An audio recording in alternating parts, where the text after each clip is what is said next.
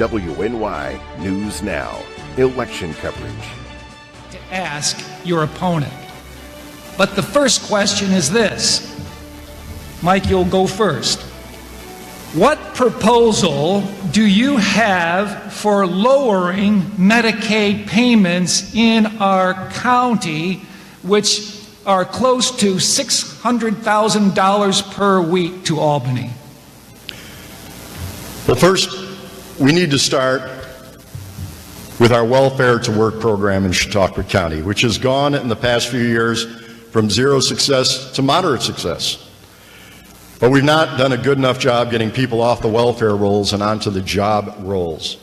Our Medicaid payouts have exasperated by the closing of North County food processing plants and others. And to lower Medicaid payments in totality, we need to grow the economy again. The entire question revolves around who will be best to grow that economy and who will move people off those welfare rolls. My record of economic growth is pretty evident during my time in Chautauqua County and the businesses I mentioned. My time as president of the Chautauqua County Visitors Bureau allowed us to help grow business and help bring people to Chautauqua County through tourism. In conclusion, if we want to decrease the cost of Medicaid in our county, we need to put people back on the work rolls. And to put them back to work, we need a plan, we need a vision, and we need execution. Sure. Thank you. First of all, I want to point out the fact that our Medicaid payments are now fixed by the state. They're not growing. They're actually at a fixed rate right now. It's still incredibly high. And unfortunately, our state legislature has done a fantastic job of patting themselves on the back for limiting the growth to just 3% a year at the state level.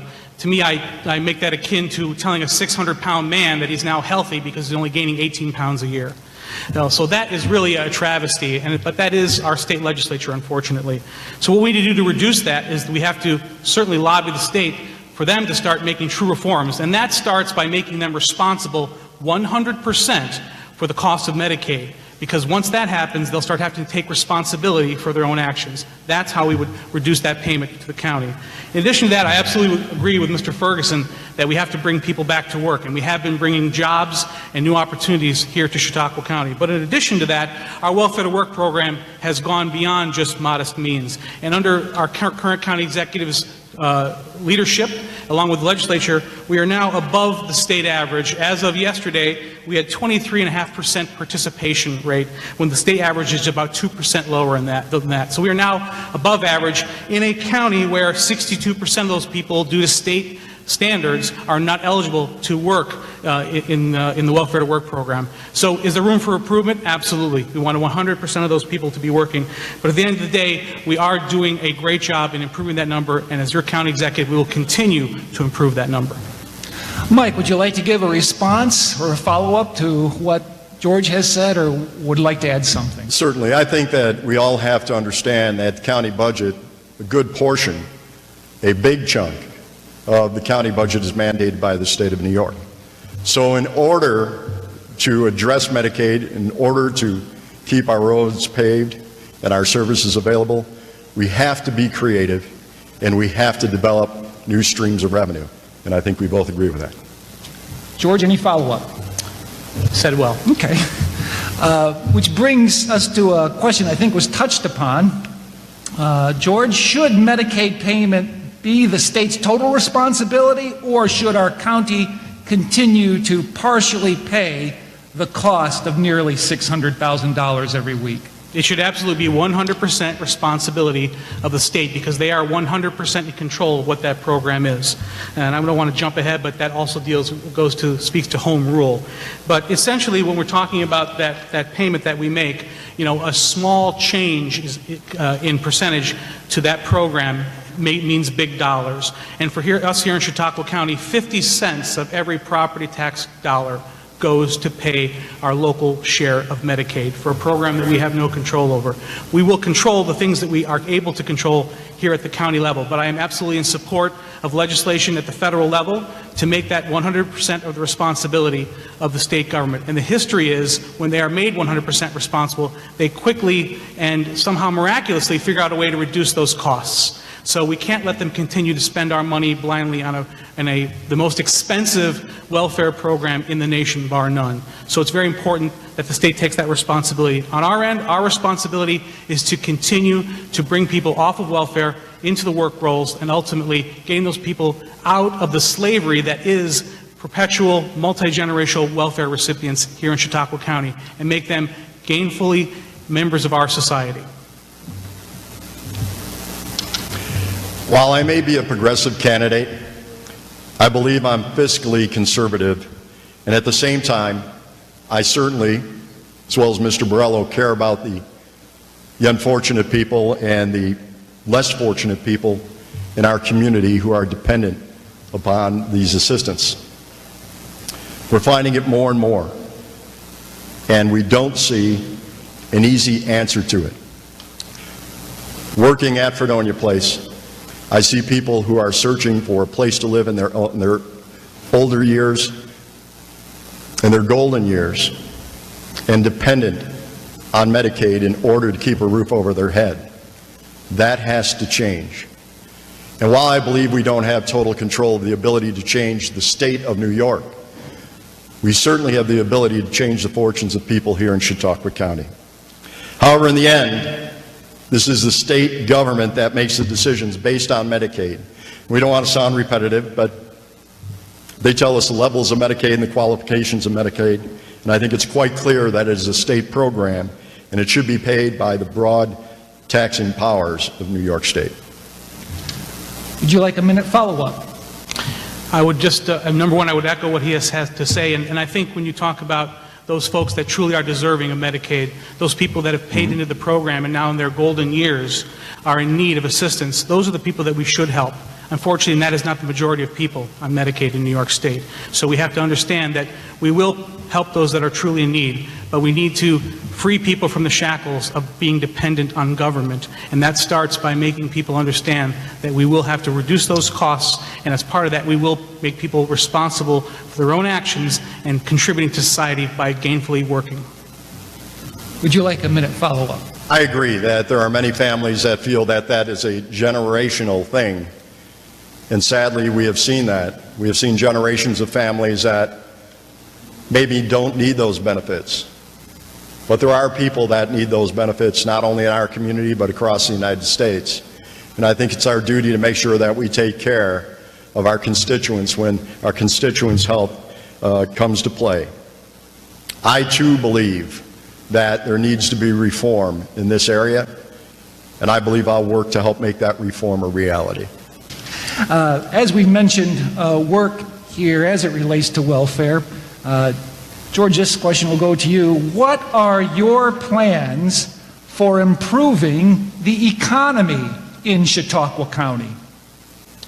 So I have introduced my Elevating Chautauqua County plan. It is a 10-point plan that addresses a number of things, including improving our economy. Also, that is our proactive economic development strategy, which also addresses those issues. Ultimately, we need to make Chautauqua County what it already is becoming, and that is the diamond in the rough in a state that has a reputation for being the most hostile, worst place to do business. I have owned a business in New York State. I know what it means to have to make a payroll. I know what it means to make sure your employees get paid when the bills are not getting paid. And I understand that this is a very difficult place to do business. I think one of the reasons that is because in Albany we have mostly a lot of professional politicians that don't understand what it means to have to make a payroll. I carry that with me every day as your citizen legislator and hopefully as your county executive. And I will tell you this, without going into all the details of my plan, I do have very specific plans on how we can continue to bring more business here. And we've had some great successes. But in addition to that, something like a Phoenix, for example, we need to be singing from the same sheet of music from an economic development standpoint and not having spotty economic development. In the North County, every single one of those 900 jobs could be actually occupied by people that don't live here, that drive here. I don't want to see that. That's why my strategy is to lead. And as your leader and county executive, I will ensure that we have a group of people meeting on a regular basis, all of the economic development folks, to ensure that we're all singing from the same sheet of music and the development is happening in a manner that will create the right neighborhoods, the right amenities, and the things that people will want and need to do to live here in Chautauqua County. Mike. Thank you. I believe that we need to seek new job opportunities, to redevelop our agricultural, agritourism. I have a plan for a new organic and natural food hub, an idea that we introduced to Ripley back in June. The introduction of hops into our vineyards, the preparation of mandated new state offering that states that New York State beverage companies will be harvesting New York State crops, which will then take the beverage industry in New York State to the top in the country. Manufacturing, buying New York State grown products will help us gain that place in the ladder and help us prepare to true leaders in the industry. New jobs in technology, working with our colleges to develop curriculums that complement the jobs that are coming to our community, as well as the jobs that we see coming in the near future. I applaud Vince Oregon for working with our area colleges and getting people ready for the new jobs coming to Phoenix. But I want to utilize the Chautauqua Education Coalition to help accomplish these goals, to develop those new skill sets as well. And I want to build true shovel-ready sites that are ready for business, not in 2017, but in 2020 and 2025, that really are marketable and will hold high-speed fiber optic internet connectivity, which is needed for any business now in 2017. And finally, with the demise of big-name brick-and-mortar retail, I propose to support for those manufacturers that have long invested in Chautauqua County, local entrepreneurs who have shops here on 3rd Street and 4th Street and in Dunkirk and in Fredonia. And yet, I want to go after some of our biggest assets, which are 90 and 86, and give you distribution centers from some of these companies that are shutting down their stores and making profit online. George, would you like to follow up? Sure. With 1 minute, I want to respond to something very specific. Hops, for example. Hops is already being grown in our county, and unfortunately, what we have lacked is a good strategy. So one of the things that I'm working with Senator Young on is to actually create a hops co-op here in Chautauqua County. So farmers will have a place to bring their hops. They can stabilize the hops, which is critical because otherwise it goes bad very quickly. And then that, in turn, can be kept in a storage facility. This hops co-op will dramatically accelerate our entry into that very competitive business that is also a commodity by creating specialized hops.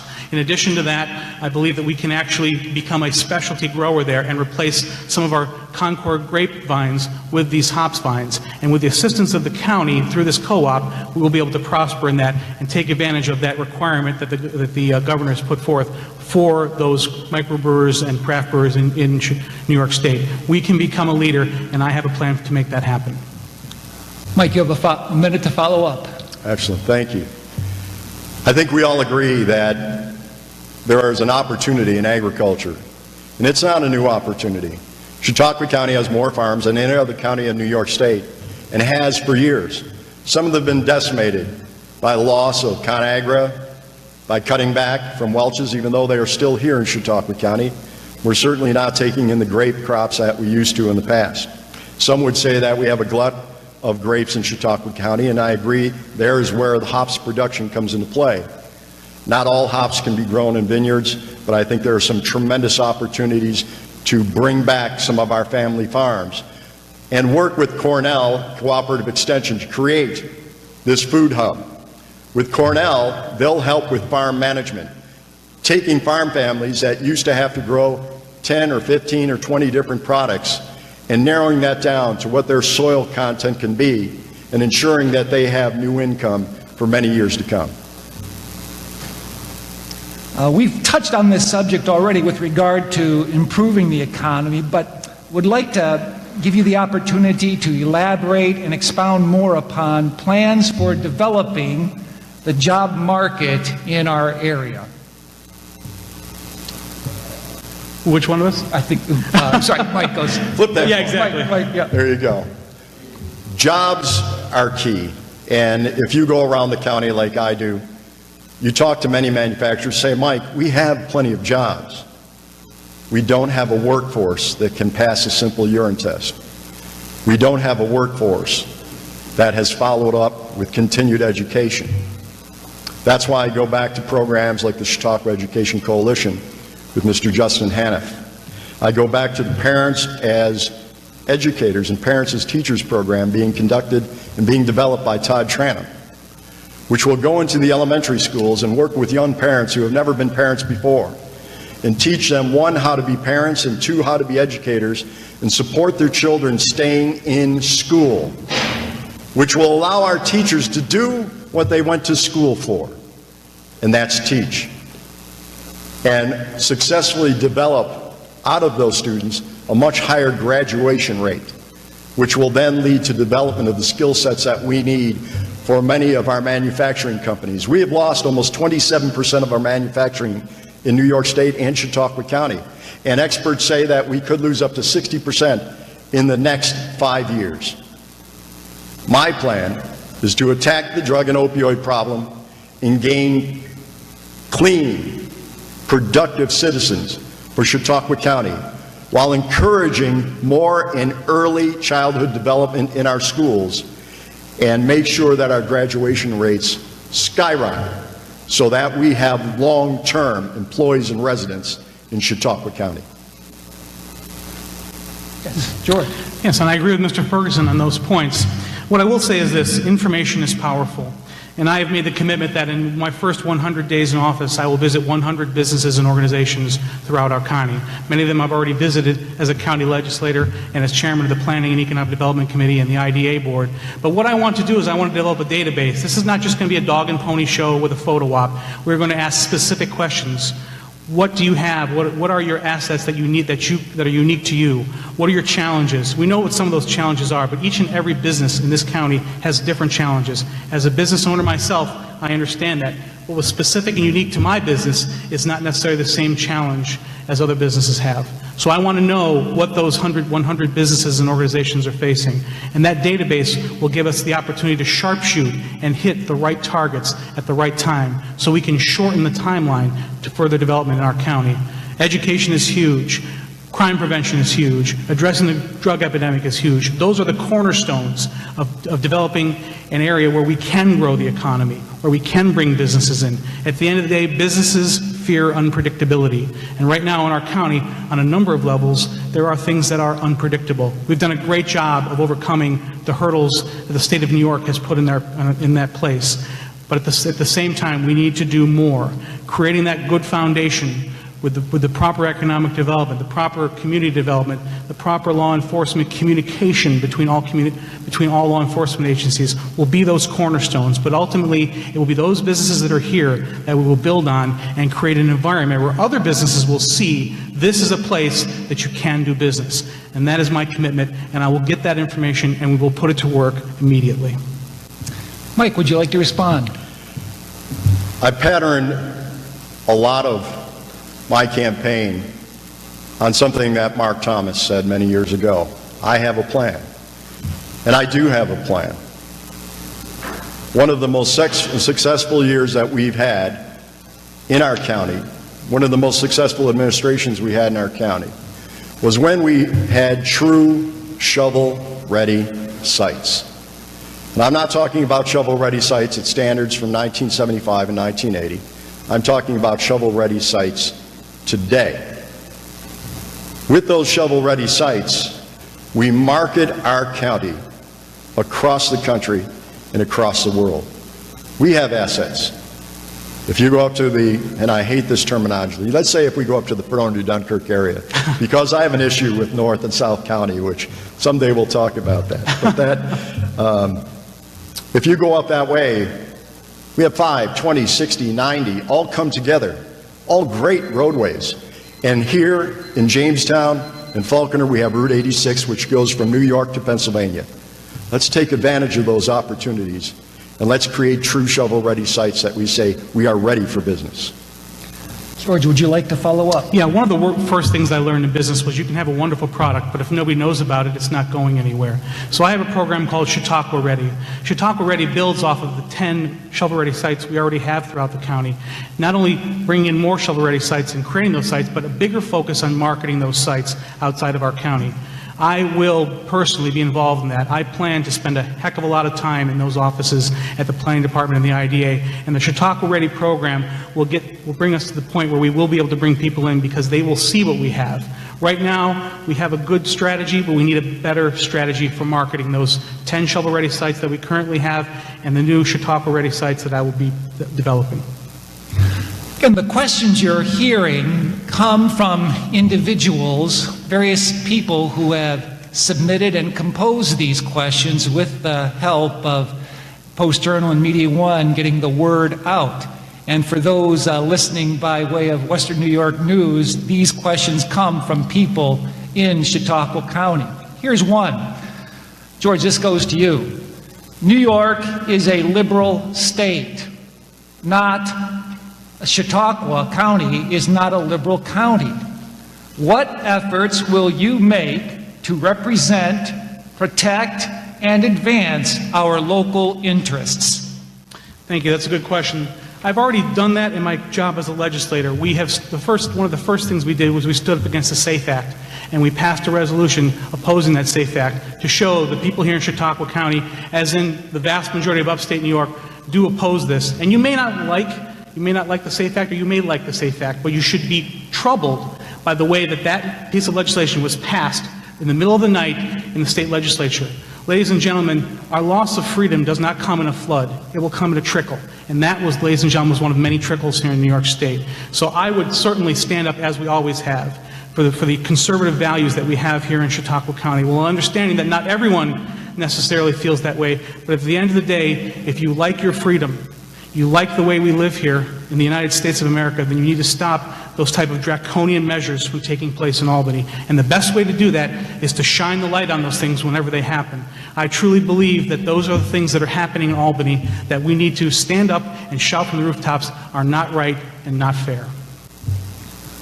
Mike. First, I disagree with the fact that I believe that we're a liberal community and a liberal state. Question whose definition that is. And I believe in many areas we're conservative. Again, as a progressive Democrat, I believe that I'm fiscally conservative. And I think that it's not fiscally conservative when we've had one of the largest tax increases in our county's history without a corresponding decrease in property taxes. I agree that property taxes have come down somewhat, and it's a very difficult thing to do, but certainly not to the level as our sales tax increase brought money to the forefront. We have some great programs like the Fly Car program, which anything to help the people of Chautauqua County, protect them, maintain their health and safety. But shouldn't we have had a conversation about how that would have been funded? Being in the same party as the governor of New York State, he'll hear values firsthand from a member of his own party. And we will have that leadership, and we will have that vision, and we will have that plan. Question, this goes to Mike. Do you approve of sanctuary cities, or for that matter, a sanctuary county? Why or why not? As a humanitarian and as a Christian, I believe in helping those that are downtrodden and are abused and are in need. Just like home rule, I believe the sanctuary cities are a local decision. And I can tell you this, when we personally know someone who was brought to our country as a baby, the dreamers, and they only know the United States as home, would rip my heart out to think that they would be sent back to a country that would persecute them for being an American, for being born here. And I don't think it's the fault of the parents who may have done something illegal many years ago in an effort to make a better life for their children and to experience the American dream that they heard about for so many years. Do I think Chautauqua County, my home, should be a sanctuary county? First, I don't think it's been brought up before. I don't think we've been addressed as such, but I think we would need to weigh what the cost may be of bringing 5, 10,000 or 6,000 people to our community and have a plan for it. So without sounding a little weak on it, we're not saying no, but we're not saying yes, because in my Christian heart, we're made to help our fellow man. George. No, I'm against sanctuary cities. And I'll give you 2 simple words as to why. Kate Steinle. Is anybody familiar with the Kate Steinle? Kate Steinle was murdered by a gentleman by the name of Juan Francisco Lopez Sanchez, who had 7 felony convictions under his record and had been deported 5 times. He was busted for a minor drug violation and was under the sanctuary city laws in San Francisco, was released. He shortly after murdered Kate Steinle. Now, you can make all the excuses in the world as to why we should allow people to freely come across our border, but in the words of Ronald Reagan, a nation without borders is not a nation, and I cannot support that. Mike, you have a minute to follow up. Sure, please don't get me wrong. Nobody's saying that our borders should be wide open, and I think we have an issue with vetting people in this country. But keep in mind, some of the biggest terrorism acts in the United States have been committed by American citizens, white American citizens. Western New York, a Western New Yorker was the gentleman who blew up a school in a public building of family members, nursery school children, and others. So to label it merely on immigrants would be wrong. And I don't mean to dismiss George's statement, but I do believe that we need to better vet and protect our borders. It's not by simply allowing each and every person to come across those borders, but I do think that a vetting timetable and a vetting process is needed, so that not only, and let's face it, this is a much more dangerous world than it was when I first grew up. It's a much more dangerous world than when you grew up. And there are bad people wanting to do bad things in the United States, but we can't label everyone with that label. George, would you like to follow up? Well, again, we're talking about philosophy and not Chautauqua County, but we have to secure our border first. All those other conversations we can have after.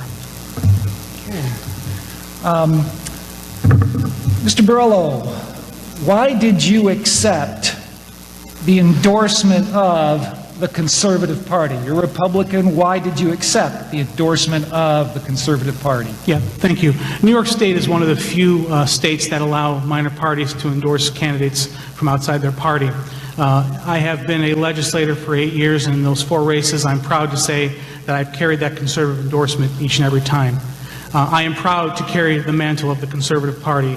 Even though I am a small C conservative, as they say, I do hold the same values of the people in the Conservative Party, and I am happy to present those folks and represent those folks each and every day as a principled conservative, and also it is how I run my life, my business, and how I would run this county. Thank you.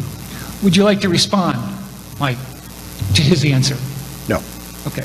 Mr. Ferguson, why did you seek or accept the endorsement of the Working Family Party? As you are a Democrat, why did you also accept their endorsement? I'm a Democratic candidate, and I sought the endorsement of the Working Families Party, the Reform Party, the Independence Party, and the Women's Equality Party. And as George said, New York is a fairly unique state in the United States that we run candidates on many lines. I told the Working Families and the Reform parties and the Women's Equality Party what my values are, and they endorsed me in spite of the fact that some of our values and some of our platforms were not totally in sync. In that end, I'm not beholden to any political parties.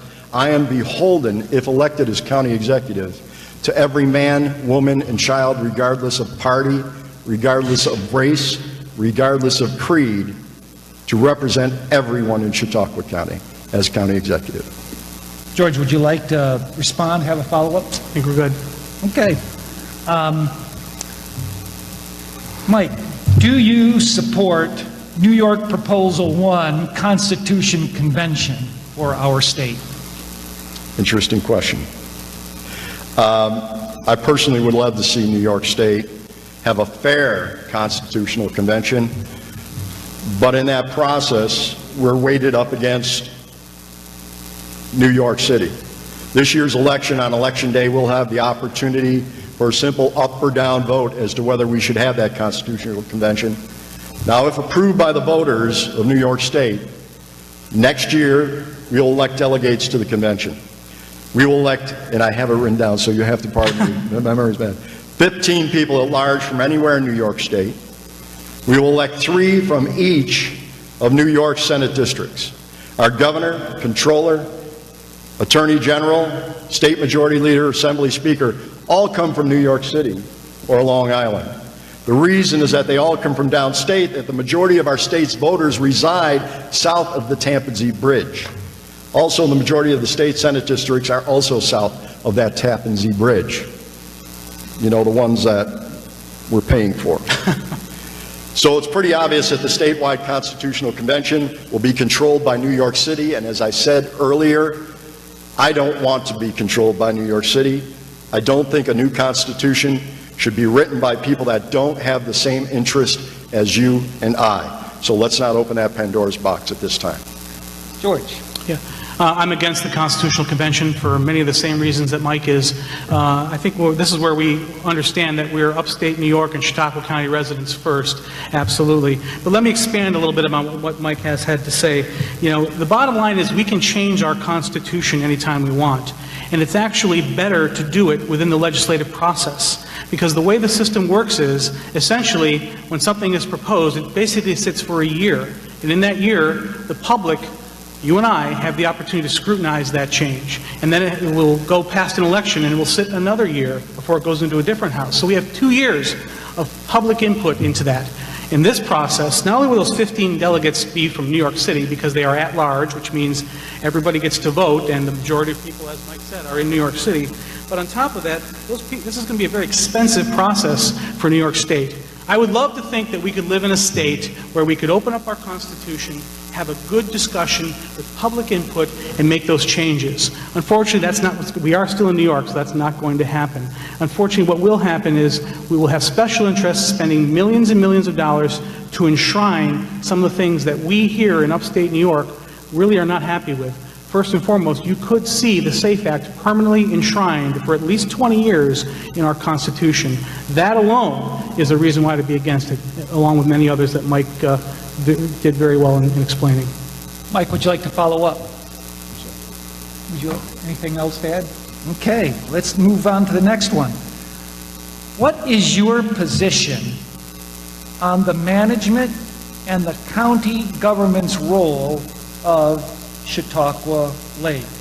George, you're first to answer that. Sure. Thank you very much. Some of you may know this. Even though the landmass around Chautauqua Lake accounts for 1% of the county, it accounts for 24 to 26% of our property taxes. So it's an incredibly important asset that we need to protect. I have been actively engaged for many years as a legislator in protecting all of our lakes and waterways. Most importantly, with Chautauqua Lake, I recently led a delegation to Washington, D.C., where we sat down with our elected officials, our federal officials. We sat down with the EPA. We sat down with the Army Corps of Engineers. We laid out the issues. We explained to these people personally, and most of them said they had never had delegations from a county come all the way to Washington to describe their issues. So one of the most important things, and I can talk for a long time about the things that we have done at the county to try and protect Chautauqua Lake, but one of the most important things that happened most recently in this visit to Washington, D.C. is in order to get funding to have the water quality projects which will help improve the lake funded, they need to be included on what the Army Corps of Engineers refers to as the 7001 list. This is the list that makes it eligible for funding, additional funding that we would need from the federal government. As a result of our meeting in March, I'm proud to say as of June, that water quality project is now on the Army Corps of Engineers 7001 list. Mike. I don't think you're going to find anybody that's running for any position in any area that would not agree with clean water, with clean waterways. And as Don Williams in Dunkirk said, we drink this stuff. It's very true. I think that very few people realize that we do drink Chautauqua Lake water, as well as the people on Chautauqua Lake. As George said, 24 to 26% of our county's tax base come from that area. We're very proud of it. But on the same line, the condition of that lake has led to over 100 homes last year being up for sale. And some of those homes were up for sale again this year. It can't be a swimming pool. It's not going to be crystal clear. But we have to have a plan. The 25-year plan of cleaning the lake just is not working. I propose working together with the Chautauqua Lake Association and the Chautauqua Lake Partnership for a true plan that will help to clean not only Chautauqua Lake, but don't forget we have Finley Lake, Bear Lake, Cassadaga Lake, and of course, the Great Lakes. So it's very important, no matter who you are, to have those waters clean. I'm proud to have been working with the Bemis Bay Pops for over 10 years. So I have firsthand experience of seeing that lake each and every weekend. And there's many times that I would love to have worn a clothespin on my nose. We've got to fix the lakes, but we have to be proactive in our plan. I believe we're taking steps to do so, but I believe we need to accelerate that process. George, would you like to follow up? Sure. Just one thing I'd like to say. Oftentimes you talk about treating the symptoms, not treating the disease. And we can talk about killing the weeds, and we can talk about cutting the weeds. But at the end of the day, that does nothing to address harmful algal blooms. What we are doing at the county level with our Soil and Water Conservation District is we're actually attacking the disease, and that is the flow of nutrients coming from the tributaries into the lake. We've spent millions of dollars, vast majority of which have been garnered under grants, thanks to the great work of our county employees, including the folks at the Soil and Water District. And those are the areas that we can't point to. It's not a barge out in the lake. It's not something that you can, a politician can say, this is what I'm doing for you. But it's dealing with land management. It's talking to farmers about creating buffer zones, about keeping their animals out of the water. It's about doing riprap and restoration of our stream banks. Those are the things that we need to do and will continue to do. And yes, I'm not going to be able to stand there and point and smile and tell you, look at what a wonderful thing I'm doing, but that is the way we are addressing this issue. And we will ramp up that effort. And in the end, that's how we will cure this disease in Chautauqua Lake. Mike, would you like to follow up? Sure. You may have heard my background, so I'm a sports guy. I'm an event guy. I've been there, done that. I sat on the Chautauqua County Visitors Bureau. I sat on the Visitors Bureau as a president. So I know the importance of those waterways. I also know the importance of events. But frankly, job well done, our county executive had to go back to the well to find $100,000 to help the CLA continue their work so we could finish out the summer. I would ask our legislators, I would ask our county government to take more focus on that need than funding golf tournaments and bicycle races.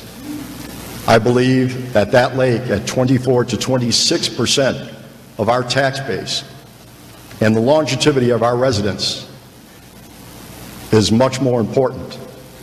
We can support, and I would love to see the PGA here for 10, 20 more years. And I would love to see more events in Chautauqua County. But that's what sponsorship and advertising is for. Our bed tax monies, our sales tax monies, are going to keep and improve our county services and our county assets. Next question. Do I get a follow-up on that? I'm sorry, did I not give you a follow-up? Yeah. Okay, go ahead. So just want to make sure, again, we're speaking with some facts. The county this year gave $75,000 to a multi-million-dollar golf tournament that brought in millions of dollars in economic impact, not the numbers that unfortunately my opponent's been preaching. I apologize, Mike, but those just aren't the truth. In addition to that, we've actually given the Bemis Bay Pops more than $75,000 over the years.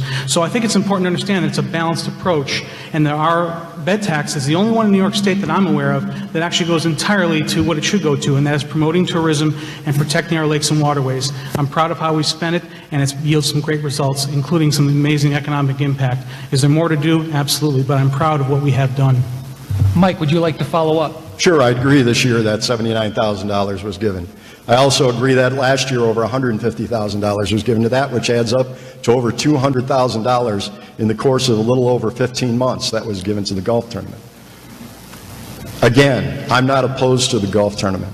And speaking of the Bemis Bay Pops, for their 20th anniversary this year, they got $4,000, $2,500 of which had to go to pay insurance for fireworks, celebrating their 20th year anniversary and 35 years of a restaurant. I'm just saying, and I'm not pointing fingers at any one individual, I just think that we need to take a look at how that money is distributed. Next question from Mike. What is your position on county government hiring freezes? Well, if you look at a report back in 2015, the Deficit Reduction Commission report, you'll find that freezing and reducing county personnel was part of that plan. I think we need more law enforcement on the road, not less, especially now with the drug and opioid problem that is feeding into new crime, more vicious crime. As we mentioned earlier, it's a brand new day. The safety of our county is paramount. The health of our county is paramount. And I would never support a hiring freeze just to support the hiring freeze. Certainly we have to be responsible. Certainly we have to be responsible within our budget. But I would not want to put a hiring freeze in place when and if, possibly, we needed to hire people to keep those essential services like law enforcement and others viable for our community. George. So I would oppose a hiring freeze, as Mr. Ferguson would as well. And the reason is, as your county executive, my objective is to cut county costs and provide the most efficient government we can. In some cases, that requires hiring somebody. I also agree with Mr. Ferguson that we need more law enforcement so we can provide that base I talked about earlier for economic development. But cutting positions just to cut positions is not necessarily the answer. We have positions. Would you like me to hire somebody whose job it is to reduce welfare fraud and go after those folks and pay that money back for their salary in spades? Absolutely. We have someone that we hired at the county level who we hired and brought in as a new position that has gone after insurance money that we have not received or should have received from insurance companies, and he has again brought his salary back tenfold, if not more, since he's been here about 2.5 years. So a blanket hiring freeze could actually harm you. My job is to provide the lowest taxes that we can and the most efficient government we can, and I believe that having a standard freeze isn't necessarily the right answer. Is that what the Deficit Reduction Commission had recommended? Maybe so. But again, we have to be leaders here. As your county executive, I will lead and follow those instructions as needed from those folks, but still make my own decisions in what I think is in the best interest of the taxpayers and the residents of Chautauqua County. Mike, would you like to follow up? I concur. Okay. This question goes to George. George, what is your position on the Dunkirk power plant? You know, we've in the North County, we have suffered with the NRG plant closing. It all started, honestly, with President Obama's war on coal. And even though that power plant had spent hundreds of millions of dollars to be converted to a clean coal technology, the war continued. But here's some of the most important points I want to make to the folks, especially those who environmentally believe that shutting that plant down was the right thing. It was not. Right now, what we have going on, the lights that are lighting this building here right now are coming from the dirtiest coal plant in Pennsylvania because of this agreement and this enhanced transmission line from Pennsylvania to here is what is powering these lights. Why? Because when the BPU buys electricity, they don't buy the clean energy electricity because it's too expensive and they don't want to pass that cost along to you. Natural gas, repowering natural gas is the way to go in Dunkirk, and we do and will always pursue the repowering of that plant. Now, what is different now than then? Well, we had a lawsuit brought against by some radical environmentalists. That was number one, that were saying that we had to shut that plant down and again go with dirty power from Pennsylvania instead. Number two is we had a lawsuit brought by Entergy, which is an organization that was trying to save its nuclear power plants that were failing on the other side of the state, which also slowed it down. Ultimately, we will repower NRG, but we need to have a timeline from NRG for that. And as your county executive, I will hold them accountable for that timeline. At some point, we have to say it's time to talk about what the reality is going to be. We can hang on and be faithful for a long time, but eventually it's going to have to be repower or repurpose, and NRG needs to take responsibility for that. Mike. I agree. It's time to eat or put away the dishes. First of all, you're asking my position. Thank you. Thank you, Governor Cuomo. Thank you, Senator Young. Thank you, Assemblyman Goodell. Thank you, Dave Wilkinson and the IBW, and all the folks who've worked to try to get our power plant up and running again. I, along with George, am pleased to see that we're going after clean energy in this conversion. I think it's the best thing not only for the plant itself, it's great to be bringing jobs back. We hope soon. We were told a few years ago that we were ready to go, and we still sit and wait. So asking me whether or not I'd like to see the Dunkirk power plant up and running again is sort of like asking me if I would take the $1 million I won in the lottery. Of course you would. I didn't, by the way, but of course you would take that $1 million. I believe we're all for bringing the Dunkirk power plant back, and we're all for it running under clean alternative energy. George, would you like to follow up? You know, unfortunately, alternative energy has become an issue here in upstate New York. When the governor tried to put up a few windmills offshore in Long Island, his well-heeled neighbors shut that down immediately. And they want to now do this 50 by 30 program. I know probably one of your questions, I apologize for jumping ahead. But the bottom line is they would have to blanket upstate New York with industrial wind turbines and solar panels to even come close to that. It's not realistic. And at the end of the day, New York State isn't practicing what it preaches. It's buying dirty power from other areas in order to keep those prices down, and we're still amongst the highest in the nation right now without forcing people to buy overpriced energy that has to be perpetually subsidized in order to be even viable. This debate is so important, you might have heard my phone ring, and that was my mother, and I shut it off. So If she wants to talk to us, she can call us later. Is she a New York It's not State an resident? emergency, is it, Melody? She doesn't vote in Chautauqua County, does she? any follow-up? Or Mike, do you want to follow up? No. Okay. Here's a question that was submitted. With the potential loss of revenue from the Dunkirk power plant, how would you balance the county budget? And this first would go to Mike.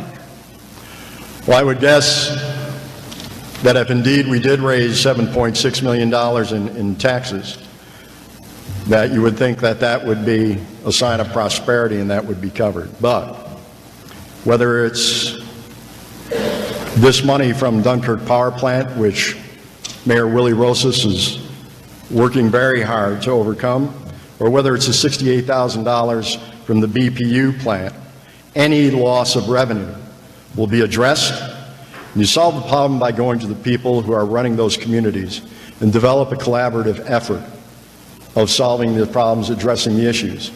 We cannot lower property tax. We cannot do the things that we need to do. It comes down to one thing: new sources of revenue, new streams of revenue, and new jobs. And I believe that would help overcome this budget deficit.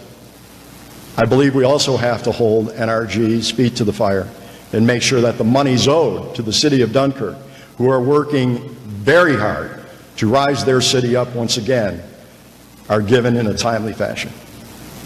George. So the impact on the county is relatively small. I'm confident, since we're working on a much lower property tax rate now than we were 11 years ago, that we will be able to solve that issue. I am, as Mike has said, very concerned for the school district in Dunkirk, for the city of Dunkirk, those that are relying on huge amounts of money from that. Right now, thanks to Senator Young and Andy Goodell, with assistance from others, we're getting coverage for that, at least for now, so we can have time to figure out what is going to happen. But eventually, NRG has to fish or cut bait, in my opinion, and if we can hold them accountable for that, our hopes is repower that, bring back that single largest taxpayer in Chautauqua County to its full operating capacity with clean natural gas power. And then if that's not the case, for whatever reason, because that's goal number one, we have to have a backup plan. And that backup plan is to figure out how we can repurpose that plant and, again, hold NRG accountable for 100% of the taxable value of that if they are not going to repower. Now, that's long down the road, folks, but that is something that I feel we have to at least keep on the table. I've been involved in business negotiations for a long time. When I was in my 20s, I negotiated with some of the largest liquor and beer companies in the nation, and I got it done by making sure that I always had a backup plan. Mike, would you like to follow up? Yes, I'm glad to hear that we're going to hold NRG's feet to the fire and anybody else that owes us money in Chautauqua County, as a matter of fact. But I also, as I said, grew up in Buffalo, New York, and I saw what happened on Buffalo's waterfront. Many years ago, you wouldn't walk the streets of Canal Side, and now Canal Side is vibrant. 12 o'clock at night, you'll see husbands, wives, boyfriends, girlfriends, families enjoying the waterfront. Erie, Pennsylvania, the waterfront has been redeveloped, and again, used to be docks that you would not walk in those neighborhoods many years ago. And now they're vibrant, revenue-generating communities. And within that 60-mile run of shoreline sits one other city, and that is the city of Dunkirk, New York, which has gone highly underdeveloped. I believe we've got to refocus and help the city of Dunkirk, Mayor Rosas and his team, develop that waterfront so it is equally as vibrant as what we're seeing 30 miles on. If it can be done in Buffalo, and it can be done in Erie, it can be done in Chautauqua County. George, would you like to follow up? Yeah, I don't really like comparing ourselves to Buffalo or anywhere else of that size. It's really not fair. Quite frankly, they had $1 billion handed them now, so kind of easy to be successful to crank out $100 million worth of success from $1 billion check. I'd rather compare ourselves to a city like Traverse City, Michigan, which is a small community up in the upper part of Michigan on a Great Lake that's in a state that's highly taxed and has a very large metropolitan area that's sucking all their resources away. Does that sound familiar to you? They have had they've had great success in keeping their young people there, in developing businesses, in promoting their agriculture. And I believe that's the future for Chautauqua County, not comparing ourselves to Erie County or Erie County, Pennsylvania, but comparing ourselves to those folks that we can emulate and follow those things. The best ideas have not been thought of, but if I have an opportunity to shorten that life cycle by getting somebody else's idea and repurposing it here in Chautauqua County, we will certainly do that. And those are the type of communities I would look to for inspiration and ideas. And in some cases, we have already done that. Thank you. George, this question. Can I rebut? I'm sorry? Can I rebut? Yeah, no, give him another minute if you would like. Go ahead. I know Traverse City very well. My daughter went there. And please don't misunderstand. I'm not foolish enough to think that we're going to create Dunkirk into Buffalo or Erie, PA. But the creativity and the mindset, that's my career. Taking ideas that other communities have, other baseball teams have, and bringing it to Chautauqua County under a budget that we can operate. Taking a $26 million arena that the only income it has was from hockey and from figure skating, and bringing the World Junior Hockey Championships, the 4 biggest hockey powers in the world. That was a vision, that was creativity. And those 4 teams played in Buffalo, New York. So please don't misunderstand that I'm saying we're going to create Dunkirk into Buffalo or Erie, but I think the creativity and vision can be brought here to Chautauqua County. George, would you like to follow up? I think I'm good. Thank you. Okay. George and Mike, you both get this question. What is your position on fracking? Who goes first? You go first. Okay, thank you. You won the coin toss. Okay. First of all, we never had an opportunity to have that discussion here in New York State. Our governor banned fracking entirely with some questionable science, and certainly not understanding that here in Chautauqua County, we have 5,000 gas wells, almost every single one of which have been fracked. Now, I know some of you folks can say it's not horizontal fracking. You're absolutely right, it's not horizontal fracking. It's vertical fracking, which is done at 4,000 feet in depth. Horizontal fracking is done 2 miles below the surface. I would think the chance of having contamination of our water, which we haven't had here in Chautauqua County from our gas wells in any great, I'm sure there's certain places you can say this happened, but for the most part has not happened in the years and years and years, considering we had the very first natural gas well in the United States in Fredonia, New York. Then obviously it's clear to me that that discussion could have at least occurred. Something else that bothers me also is this. The same opposition to fracking that people have, the environmental concerns, the human health concerns, the impact on property values in the environment, those same complaints have been made about industrial wind turbines. Yet the governor is embracing those and he's going to place them all over upstate New York, and again, without conversation, without due diligence. So if you're going to have the conversation and you're going to really do the due diligence, we should have it on all forms of energy and decide for ourselves here in upstate New York, again, going back to home rule, which we would like to pursue. I'm not against renewable energy. I personally believe in things like microgrids. I like the idea of having a small home, a farm, a business being directly powered by renewable energy so it's not a strain on the grid. That's not what we're doing in New York State. We're putting money in the pockets of Wall Street LLCs with the help of those radical environmentalists who seem to think it's a good idea when the only thing green about it, ladies and gentlemen, is money. Mike. You're not going to hear an argument from me. I'm against fracking as well for many different reasons. When you can turn on your faucet and start a fire, that's not where fire is supposed to be. So I believe in the health concerns. But I disagree with regards to windmills. We cannot be dependent on fossil fuels forever. And I'm not just talking about windmills, and I heard a sigh, and I understand why.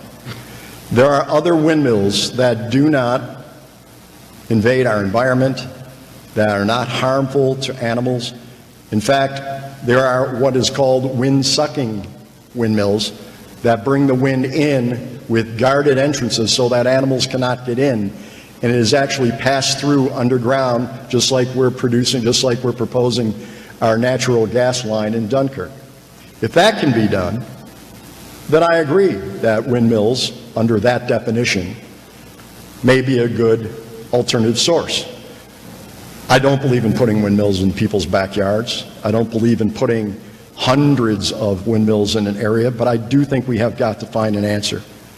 And I too know that there's been fracking in Chautauqua County, but I also know that many areas, including Erie County, have been accepting polluted fracking materials in their landfills. We need to protect our landfills. We need to keep them clean, and we need to keep them operated here in Chautauqua County. George, would you like to follow up? You mentioned sucking. I think the governor's energy policy sucks, to be honest with you. But let me say this also. On top of that, I agree, those windmills are fantastic new innovations. That's not what's being proposed in Chautauqua County and the rest of upstate New York, unfortunately. For the landowners that would like to have those windmills on their property, I understand. I understand that you have those needs, that financially they're dragging this money in front of you.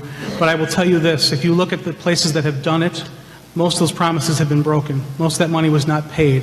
No one's just going to hand you a check. Trust me, these people are very, very good at this. You've done this once, they've done it hundreds of times, and they've torn apart communities across our nation with this program.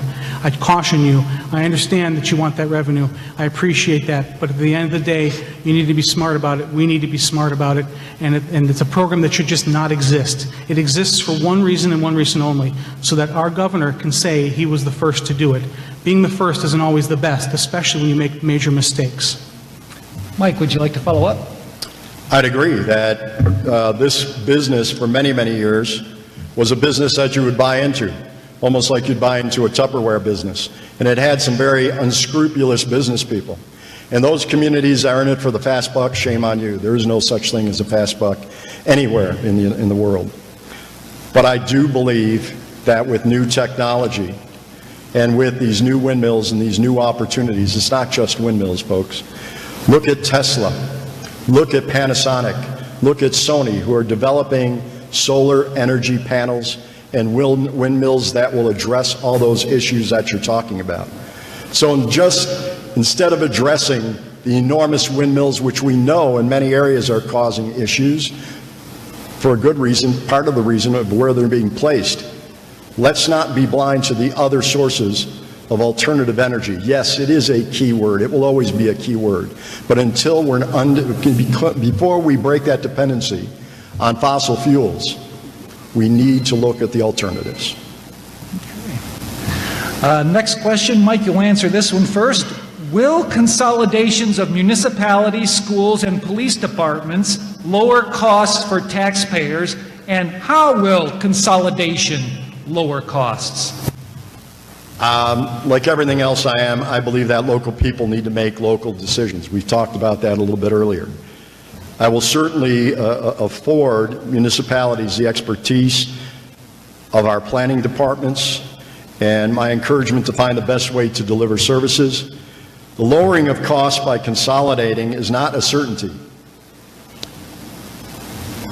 I believe anybody can take a pen and cut a budget. I believe that sometimes there's easy ideas of consolidation. I believe there's some great consolidation plans out there, and I believe that we can and will, and in some cases are emulating those. But if consolidation means eliminating of services, eliminating of jobs, is that really the goal that we're looking for? George. So I'm very proud to be chairman of the Regional Solutions Commission, as I mentioned before, and we are actually getting it done here in Chautauqua County much better than it has been done in New York State. That's not coming from me, that's coming from the Department of State. Let me say this, we're not telling anybody what to do. It is a tool, to answer your question, consolidation is a tool to save money, but ultimately what we have to do is we have to show people how to use that tool. We have failed many times in the past. The Lundin Commission, which happened several years back, was by admission of most people that were even in favor of a failure, unfortunately. In New York State, 90% of consolidation votes fail, and that's because of one reason: fear, lack of information. We did things differently in Chautauqua County. We came in and said, we're not telling you what to do, folks. And this started in Forestville, where I led the Government Efficiency Commission as well there. And we told the people, I'm not taking a position on this. This is up to you folks. But we made sure that certain things happen. There's a flaw in the state law, and that is once a petition is circulated and passed, then in 60 days they have to have a vote on whether or not they want to consolidate. And the bottom line is, without information, people are going to vote based on fear and what they read on Facebook. And that's not the way to run your government. So ultimately, it came down to this. We gave them the information. We changed the way we did things. We engaged partners like CGR and Southern Tier West. We made sure that those people got the information. Every single voter in Forestville was given a summary of what that study said. And in the end, they voted not once, but twice to eliminate their dysfunctional village government, which they should have done. Now, Forestville went from being a reputation of the highest taxes in Chautauqua County, where they narrowly missed a 455% increase in their property taxes, to, according to the Observer, the lowest property taxes, among the lowest property taxes. Ladies and gentlemen, that is the fastest path to reducing property taxes, but it has to be done with a full engagement and the full support of those people that are there. If you choose to you get the government you choose in a representative democracy like ours. So if you choose to do that, we will help you. If you choose not to, we will tell you what's going to happen then too. Thank you. Mike, would you like to follow up? Certainly. I've walked the door to door in Forestville, and I can assure you, not everybody's happy with the consolidation effort. Not everybody feels that they're continuing to get the service. That would come with any decision. It's not about this particular decision. We could decide to give everybody $1 million, and there would be some that would be upset that we didn't give them $2 million. I understand that. But again, it has to be a local decision process. It's not the job of the state or the county to force these ideas on folks. It's ideas of the communities meeting and collaborating and getting together and saying, by listening to government, and saying, these are the best ideas, what can we do? What can you do to help us? And then allowing the communities to decide by vote as to whether this is the best way to go.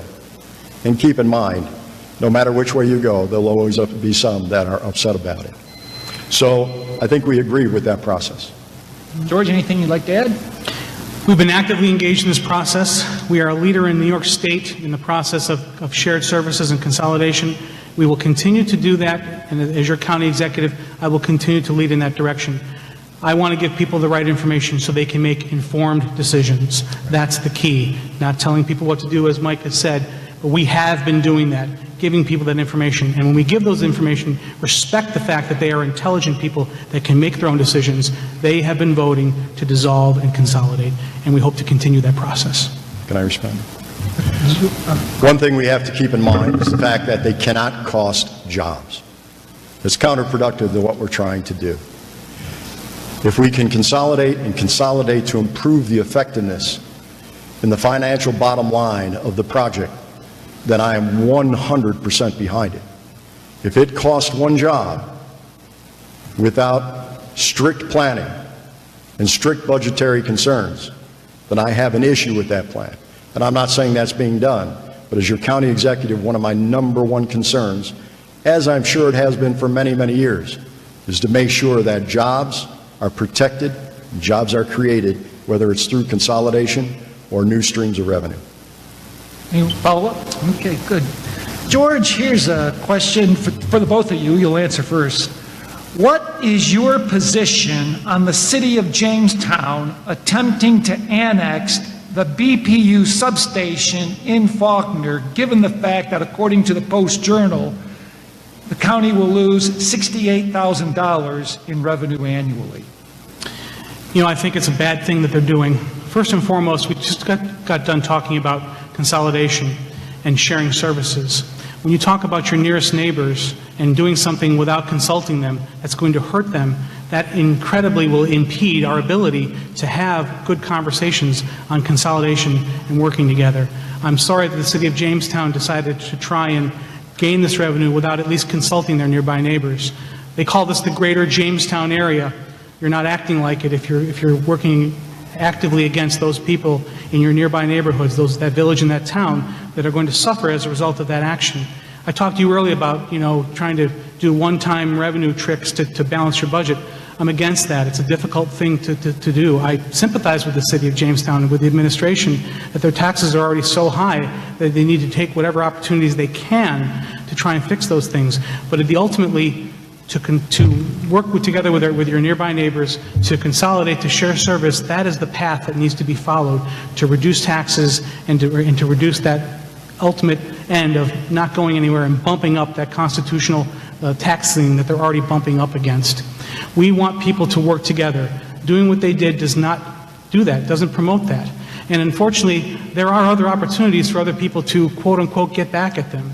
I'm told that the water source here in Jamestown is actually in the town of Ellicott. So what if the town of Ellicott decides that they're going to, use their eminent domain to take over those water wells and sell that water back to the City of Jamestown? This is not a game that should be played. It never ends well.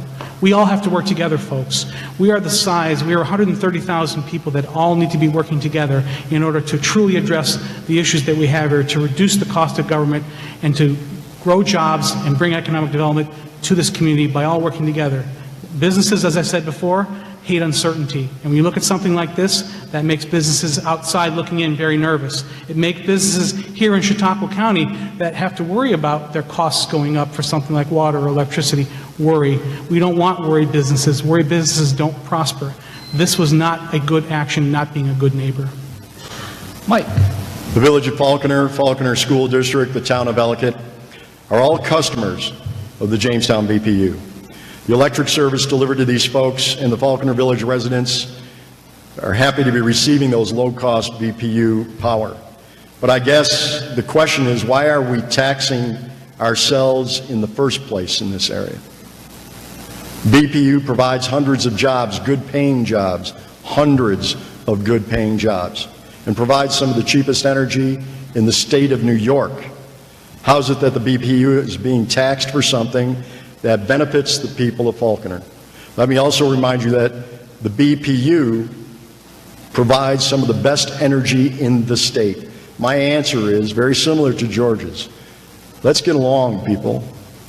Unfortunately, this is not in the court's hands. For us to make a final decision, we're going to have to be involved with whatever the court decision is. Does that mean that we should be telling Falconer and Jamestown what they should be doing? No. We should be able to come to the table and come to a reasonable discussion and a reasonable solution that is equitable for everyone involved. Would you like to follow up? Yeah, what I would say is if I had things to do over again, I would love to have seen the City of Jamestown perhaps come to the county as maybe a neutral third party and to sit people down at the table together and discuss it with those two municipalities and decide for themselves the best path. That's not what occurred, and that's unfortunate. Any follow-up? I do believe, as a county government, that there are times when you absolutely must be available to your communities to help resolve these issues. And I assure you that if elected county executive, when the time is appropriate to do so, when we've reached this point where communities are against one another, that you will have county government that will step up and help to arbitrate this situation. I agree that it's time for a sit down and work together as a team. Everyone loves to be led. No one needs to be told what to do. Collaboration is the best way to solve county issues. Collaboration amongst communities, collaboration amongst local governments. And I believe we can do that. We've come to the end, and again, appreciate the questions that have been composed and submitted. And the last one we have for our debate is this question. Mike, what question would you like to ask George? I had so many. But I guess we really haven't had the opportunity tonight to talk about one of the biggest things that I hear. Going door to door, two things pop up, and they pop up consistently. What are you going to do about jobs? And I think we discussed that. But we had not had an opportunity to really discuss the drug and the opioid problem. And I would ask you, George, what are your thoughts on that problem? Do you have any ideas on how to fix it? So like you, Mike, most of my press releases haven't been published.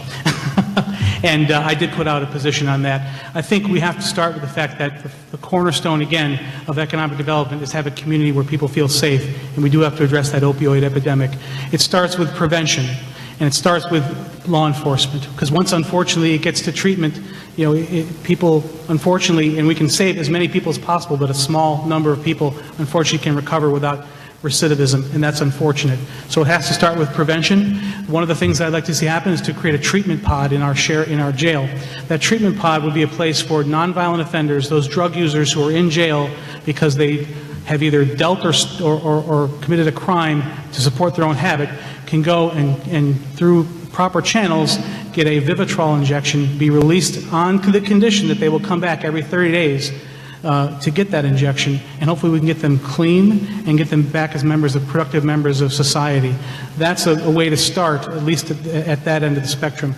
At this end, the opioid epidemic, I stood with Senator Gillibrand, who I have a lot of disagreements with philosophically, but she had a good idea, and that was to take New York State's rule on how opioids are prescribed for acute pain, not for chronic pain, and limit that. I think that's a good idea. So as I said before, if it's a good idea, I'll support it, despite the fact that I took a lot of hits from a lot of conservatives that I was standing there with the most liberal senator, one of the most liberal senators in the nation.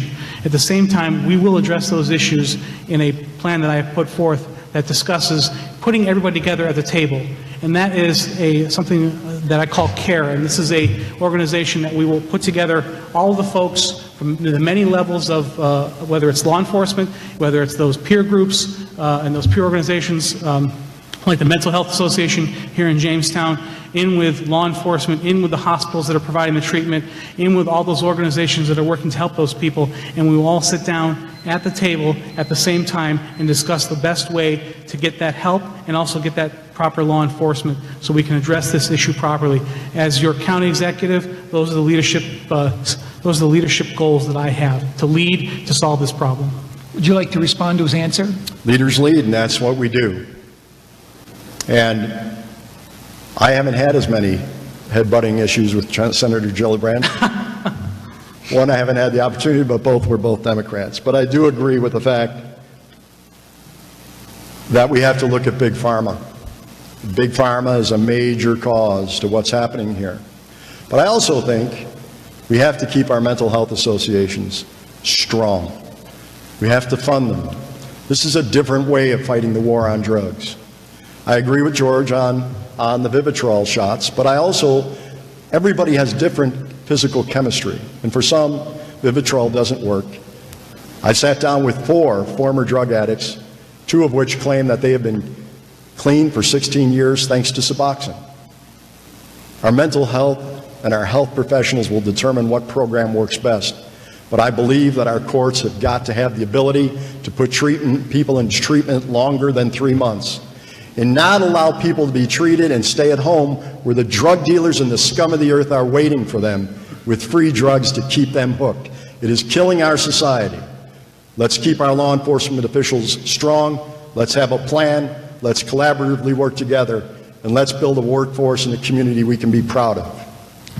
And George, do you have a question for Mike? Where'd you get that tie? No, I'm kidding. It's a Tommy Bahama tie. I thought it was a Tommy Bahama tie. Anyway, I'm kidding. What would be the biggest thing that you would change in county government if you were county executive? And don't say me, because I know I'm big, but... I believe that we need to take a look at how planning, economic development, and the IDA work together. And what I mean by that is, while we've worked very hard to make sure that the people know about Chautauqua County, I go back to the fact that we have claimed to have had 25 shovel-ready sites in Chautauqua County, and now we have 10.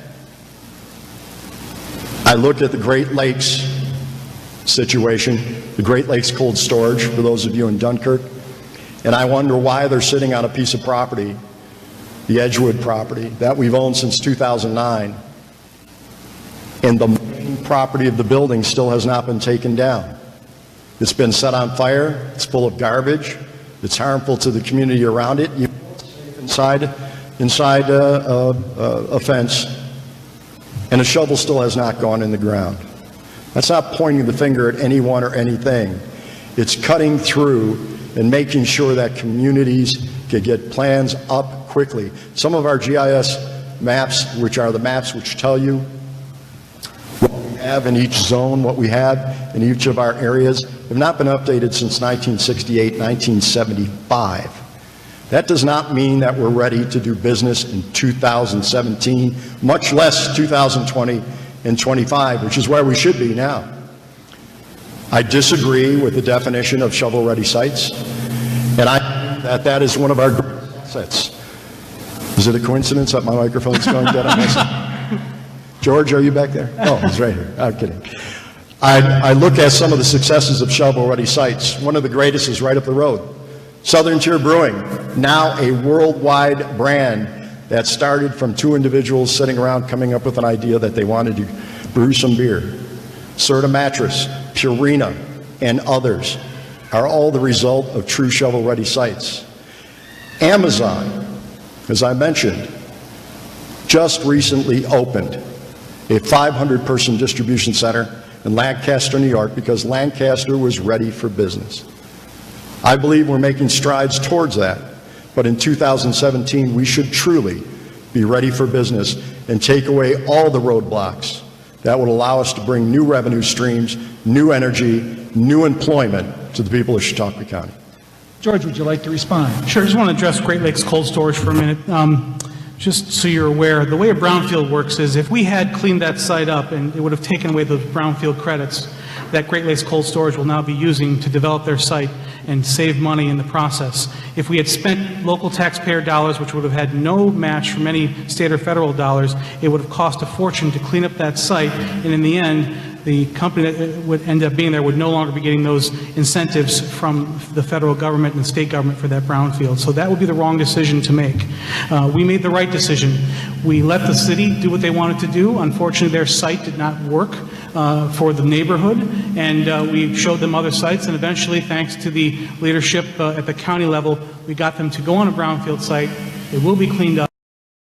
Shovel-ready sites that it was unable to use. So yes, you're right.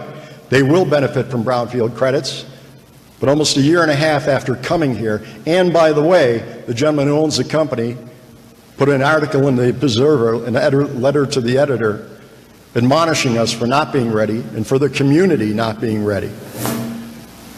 I don't doubt that there will be profit from that brownfield site. My question is, we should have been ready with a first site in the first place where he could have dug in, and perhaps that shovel-ready business would already be up and running, much like Amazon, which is now opening next week, just in time for the Christmas season.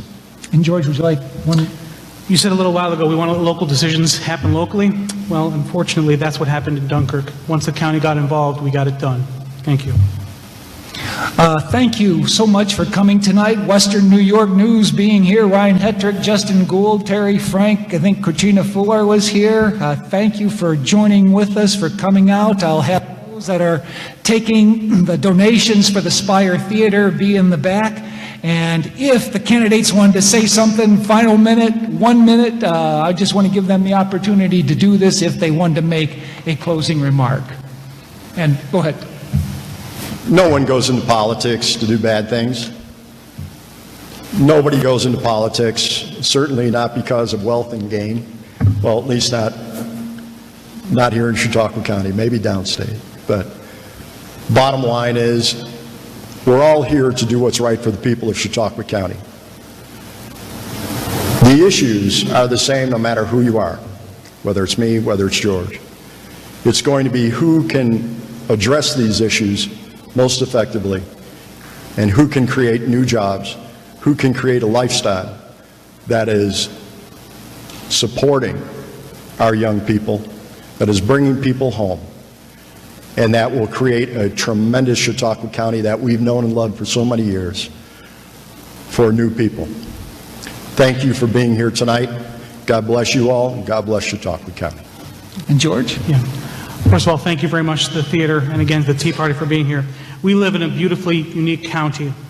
One of the questions that was asked me by the Post-Journal when we did our interview was, what would you change if you could? And I would change our horrible self-image that we have, ladies and gentlemen. That's what we suffer from more than anything else. We don't believe oftentimes that we can do it. I chose to move back to Chautauqua County after living away for a period of time because I wanted to move back to the place that I grew up and the place that I love, and beautiful Lake Erie, and all of the wonderful assets that we have here in Chautauqua County. I want more people to make that same decision. I believe I have a plan, and I know I have a plan to do that. And with your help, and the help of everyone, all communities, all municipalities, we will elevate Chautauqua County. Thank you. Yeah.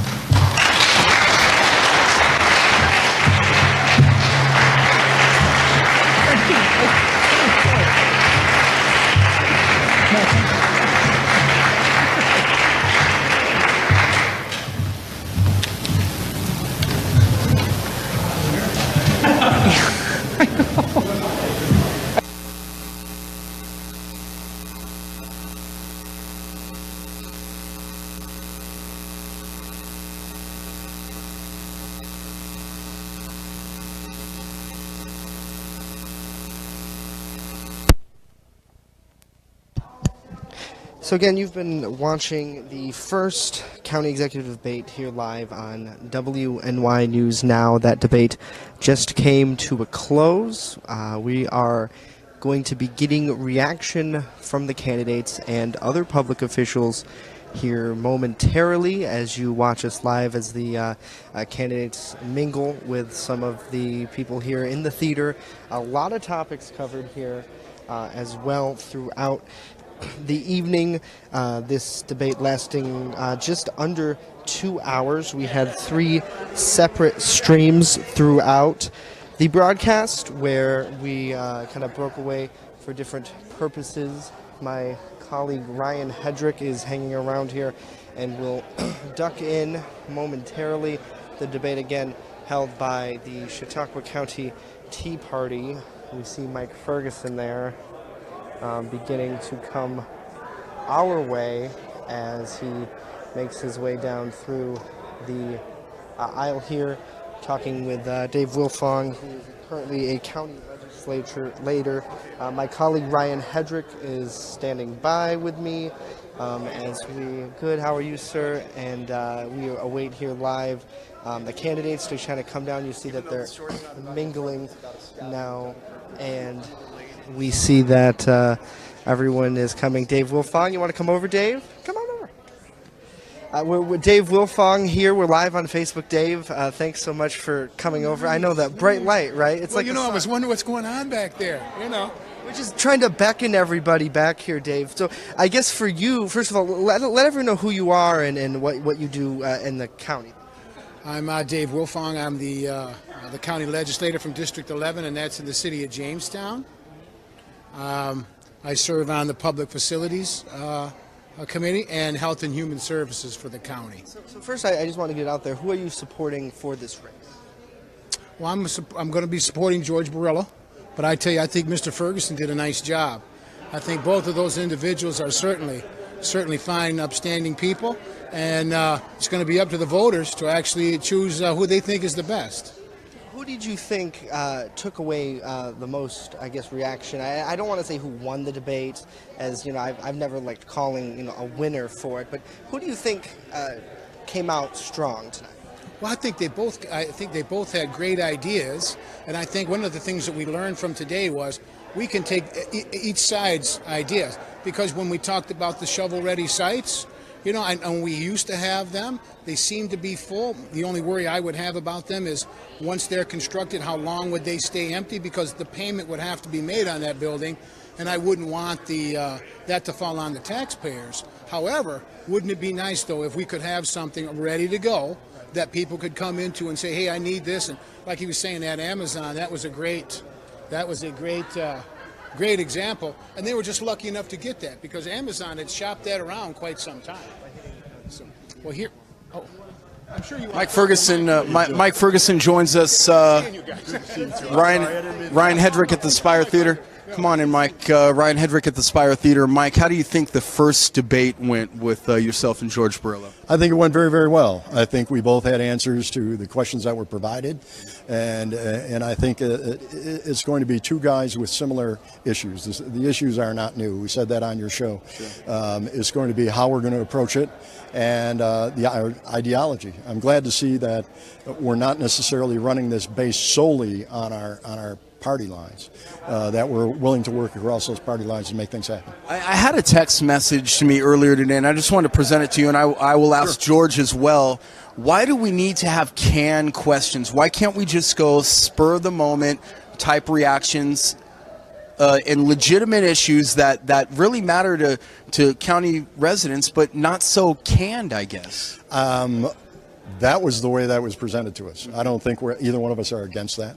I think we're more than happy to answer any questions that's brought to us. We do it on a daily basis, and I know I'm more than willing to answer any questions that's brought about, and I will welcome that type of debate if it's available to us. What is it going to take for you to win this race? About 16,000 votes. An understanding that we have the ability to do it. If people look at our record and look at my record, you will see that we've accomplished everything we set out to do, whether it's for the arena. And again, people say, well, that's sports and athletics. We dealt with state, federal, county, city government, village governments in order to keep that arena viable. When we were in baseball, when we were in soccer, when we were in Buffalo, we had to deal with the pressures that Major League Baseball, Minor League Baseball would bring down on new stadiums. So the difference is not sitting behind a seat and working with county government or negotiating with county government. We know how county government and state government works, and I think that we're more than qualified. I think the difference is we need to be proactive. We've sat back far too long expecting business to come to us, and that's not how it works, not in this day and age. This is a competitive marketplace. We're competing against places even in our own backyard with Western New York and Erie, Pennsylvania, Pittsburgh, and others. And with regards to Phoenix, we're even competing with Asia in that market. So we have to be ready, and I believe that's the difference. How do we change the corruption, though, at every level that's inevitably happening at local, state, and at the highest levels, obviously, with Albany? Elect the right people. Get people out to vote. And what I mean by that is know the people that you're voting for, that they have the same values that you have, that they have the same ideals that you have. That's where when you see people moving into communities that are strong and vibrant, we're seeing some new things happening here in downtown Jamestown. It's because all those ideologies that we've thought about all these years are coming together. And I believe we can carry that ball over the goal line and make the entire county you don't want to say great again because it's always been a fantastic race, but we can improve it and continue to improve it on an annual basis. Mike Ferguson, best of luck to you on the rest of the way. Much. Yes, sir. Thank you. It's Mike Ferguson, George Barillo, County Executive Debate 2017 here at the Spire Theater. And what we're witnessing here, folks, is some type of a transition, obviously, with Vince Horgan on his way out. Vince Horgan giving the ringing endorsement to George Barillo on the way out. But obviously understand that two candidates, two different philosophies here, but we saw a very, I guess, a cordial debate, if that's how you want to term that, a cordial debate. And there they are right there, George Barillo and Mike Ferguson. And we will talk to George on the way out. I also see Angelo Giuffre. He is the proprietor here at the Spire Theater as we continue our coverage of the 2017 County Executive Debate.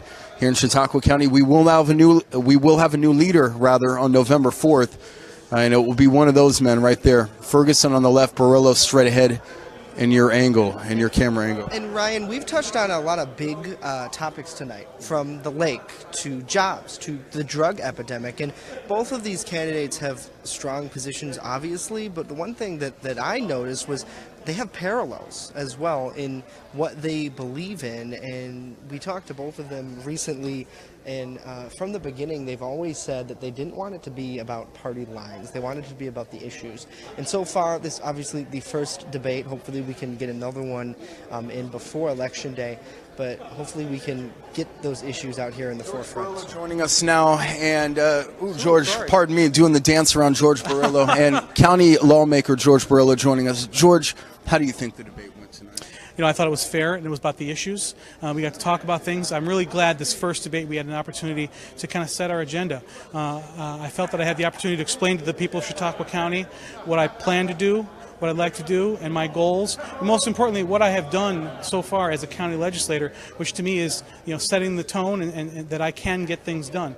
And that's what's very important to me to make that message clear tonight. We're going to hold our own mini conference here. We're going to ask about the same questions we asked Mike Ferguson. The first question I had via text, a listener, a viewer wanted to know, why do we need canned questions? Why can't we just go off the cuff? Can they be presented more in a random fashion, and would you be up for that?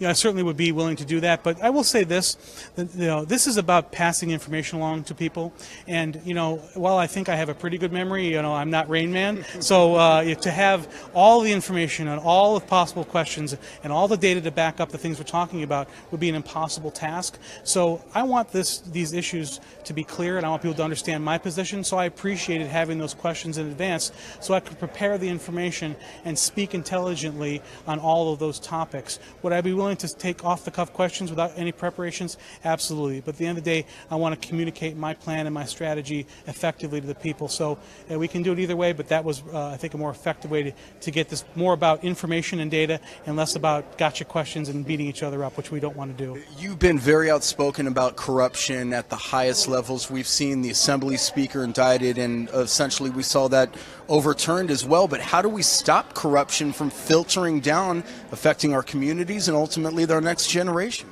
As I said before, people trust local government more than they trust their state and federal government. So when you start talking about home rule and having our legislators, you know, I mentioned the Star Wars and the evil empire being the Empire State. We have the leaders of the rebellion right here in Chautauqua County, and that's Senator Young and Assemblyman Goodell. They are truly fighting the good fight there in Albany for us. We need more people like them in Albany. You fight corruption by sending good people to Albany, like Andy Goodell and like Kathy Young. And if we can continue to do that, eventually we can right the ship here in New York State. One great point you made was welfare, drug testing mandatory. You just said it in one word, yes, I'm for it. I am for drug testing for welfare recipients. Are we even close to having that come to fruition? Will we ever see a day when that will come to pass? Unfortunately, in New York State especially, I don't see that will happen unless there's some true wholesale change in the thinking here. As I said before, yes, will people end up then going into a drug treatment program if they fail the test? Of course that'll be the case. That's what we want them to do. We want to get them clean. We want to get them off drugs. We want them to no longer be dependent on government. If we can start that by putting a sign up saying, in order to collect benefits from the taxpayers of New York, you will have to be a responsible citizen, I think that's the right responsible way to start, making people responsible for their own actions. Isn't it fair to say that welfare fraud is essentially screwing people out of that really need help, almost depriving people, the ones that are really paying into the system, hardworking, and just falling on hard times? Absolutely. Unfortunately, in New York State, you know, the perception, people want to think that, you know, people that were gainfully employed, they fell on hard times and then they went on welfare. Unfortunately, that's not the case for the vast majority of people that are collecting benefits in New York State. We have people, we process about a dozen applications each and every month from people outside of Chautauqua County that are coming here for the sole purpose of living off the taxpayers. It may only sound like not a lot of people, but culminate that over the months and the years that it's been occurring because New York State has refused to turn off the spigot and stop people from coming from literally around the world to New York State for the sole purpose of living off the taxpayers. So that's a nice thing to think about, but the reality is that's not the vast majority of people. And it does hurt those people that truly need those benefits, that truly need assistance, that truly cannot work. We need to protect those people. You know, and we need to start by making Albany 100% responsible for the program that they are 100% in charge of. If we did that, it would quickly become a more efficient program. It is a bloated, wasteful program. As I mentioned before, our state legislators are wonderful at patting themselves on the back that they have limited the growth of Medicaid to 3% per year. It is the largest, most bloated, most corrupt Medicaid program in the nation. It doesn't need to be limited. It needs to be cut. George Borrello, thank you very much. George Borrello, County Executive Hopeful and County Lawmaker, thank you very much, sir. Best of luck on the way out. And Justin Gould will join me in a moment here with the 2017 County Executive Debate here at the Spire Theater. And Justin, we saw tonight, we really saw history because we're going to have a new leader in terms of who the county executive is in November. But we saw two guys that really, they're not fighting dirty. They seem to be fighting and playing with some principles and some rules. And that was my biggest takeaway from this debate. When we think of debates, right, you think of maybe Donald Trump versus Hillary Clinton. That's, you know, we saw that play out just a year ago from now. Again, yeah. And this was not that. And when it comes to local government, and, you know, you can look at government, study government, but local government, and the one criticism I have about tonight is the turnout. It was low. There was probably 24 people here. You know, we had you guys here at home watching us, or on your phone while you're working out, wherever you are. But local government is what the biggest change that you can have, the biggest impact you can have on your world is through local government. And these two candidates have a lot to say and really focus on those issues. And that's what tonight was about. And we'd really want to see maybe more people get involved in something like this. That would be my takeaway from this event, and what I saw tonight is, you know, not a lot of people from either side of the issue, and obviously they weren't going to bark it out on stage like we saw a year ago today. That's not how these two say that they're going to run their campaign. And as we continue to creep closer to November, we will see them continue down their trail and see these issues come to light. And a lot of good discussion tonight. I'm going to be going over my notes so that next week when we're talking about this and I'm back on News Now on Monday when I return, I'm on a hiatus Thursday and Fridays. He now gets vacation time and thinks he's special, thinks he's entitled to it. Here. But we'll continue to talk about this and see it as it develops. So a lot of important topics tonight, and it was great to have it here. All right, I'm motioning Scott Axelson to come over from the Southern Tier Tea Party because they actually hosted the event at the Spire Theater. But I will tell you, you're watching coverage of the 2017 County Executive Debate on News Now, WNY News Now, and WNYNewsNow.com. And Scotty, if we can get you over here for one moment. We've had both candidates over here. Scott, I want to get your perception of how this went. Southern Tier Tea Party did a great job of hosting this. Mel McGinnis did a great job of moderating it. Your takeaway from tonight? It was a very good debate, very, very well balanced. Good participation of questions for both sides. And the Spire is a great place to do something like this. Yeah, it certainly is. And hopefully in the future there'll be more people who want to use this opportunity here. But we're very happy to be here, and hopefully we collect some money for their roof tonight. Yeah, and I do have one diatribe to take on here. If you do not like the way your community is right now and you don't get out to the booth and vote, don't say anything when it comes time to gripe about that change, because like you said, the takeaway is a great event, well moderated, very professional, very dignified in both respects. Both candidates had great points and concise points to make, but turnout leaves something to be desired. Well, look at it, we're having summer. Right. We haven't had 2 weeks of 90 degrees on September 21st. So I think that was a little effect tonight. Was just the turnout was affected by the weather. Sure. One could hope. November 4th, in my business, I've been told not to close pools yet. They want to go 2 more weeks. Scott, the owner of Clearview Pools and Spas. Scott, thank you so much for joining us. Next Southern Tier Tea Party meeting is when? Next Tuesday night at the Lakewood Legion. All right. 7 o'clock. Scott Axelson, Justin Gould, candidates Mike Ferguson, George Borrello. I'm Ryan Hedrick signing off from the Spire Theater, where you've been watching the 2017 County Executive Debate. Brought to you by WNY News Now and WNY News Now.